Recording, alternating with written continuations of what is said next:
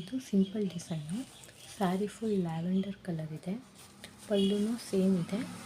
ಆದ್ದರಿಂದ ಈ ಕಡೆ ಬಾರ್ಡ್ರು ಡಾರ್ಕ್ ಇರೋದನ್ನ ಫಸ್ಟ್ ಹಾಕ್ತೀನಿ. ನೆಕ್ಸ್ಟು ನಾನು ಇನ್ನೊಂದು ಕಲರ್ ತೊಗೊಂಡಿದ್ದೀನಿ, ಅದು ಲೈಟ್ ಕಲರ್ ಇದೆ. ಇದನ್ನ ಸೆಕೆಂಡ್ ಸ್ಟೆಪ್ಗೆ ಯೂಸ್ ಮಾಡ್ತೀನಿ ನಾನು. ಆ್ಯಂಡ್ ಇದಕ್ಕೆ ಗೋಲ್ಡ್ ಬೀಡ್ಸ್ ಬೇಕಾಗುತ್ತೆ, 2 mm ಸೈಜ್ದು. ಬನ್ನಿ ಸ್ಟಾರ್ಟ್ ಮಾಡೋಣ. ಇದು 6 ಎಳೆ ಥ್ರೆಡ್ ತೊಗೊಂಡಿದ್ದೀನಿ. ಫಸ್ಟು ಥ್ರೆಡ್ನ ಗಂಟು ಹಾಕೊಳ್ಳೋಣ.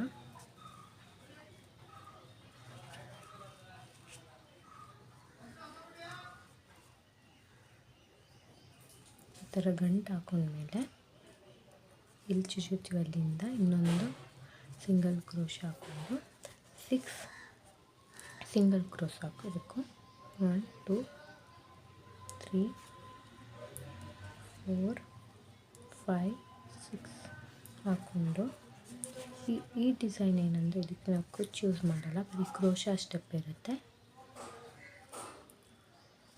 ಒಂದು ತೊಗೊಂಡು ಥ್ರೆಡ್ನ ಎಲ್ಲಿಗೆ ಬರುತ್ತೋ ಅಲ್ಲಿ ನೋಡಿಕೊಂಡು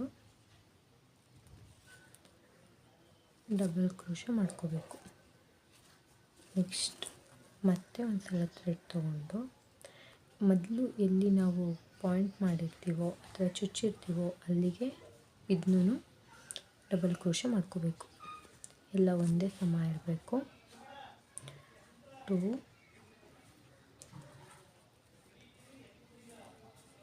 3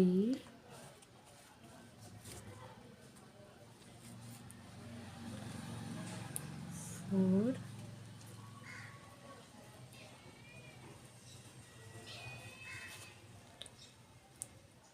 5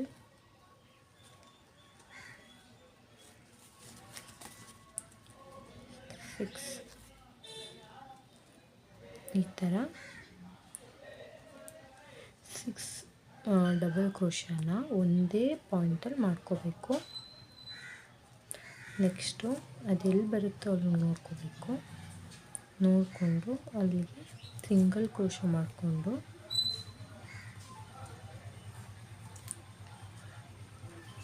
ಇದಾದಮೇಲೆ ನೆಕ್ಸ್ಟು ಇನ್ನೊಂದು ಸಿಂಗಲ್ ಕ್ರೋಶಾ. ಒಟ್ಟು ನಾವಿಲ್ಲಿ ಕುಚ್ಚು ಕಟ್ಟಿಲ್ಲ, ಆದ್ದರಿಂದ 5 ಸಿಂಗಲ್ ಕ್ರೋಶಾನ ಪಕ್ಕ ಮಾಡ್ಕೋಬೇಕು.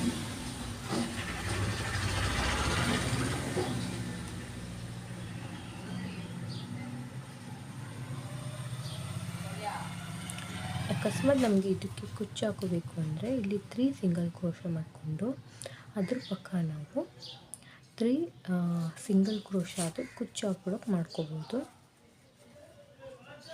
ನೆಕ್ಸ್ಟ್ ಮತ್ತೆ 6 ಸಿಂಗಲ್ ಕ್ರೋಶಾ ಮಾಡ್ಕೋಬೇಕು. 3 4 5 6. ನೆಕ್ಸ್ಟ್ ಒಂಥರ ದಾರ ತಗೊಂಡು ಇದು ಎಲ್ಲಿಗೆ ಬರುತ್ತೋ ಅಲ್ಲಿ ನಾವು 6 ಡಬಲ್ ಕ್ರೋಶಾನ ಮಾಡ್ಕೋಬೇಕು.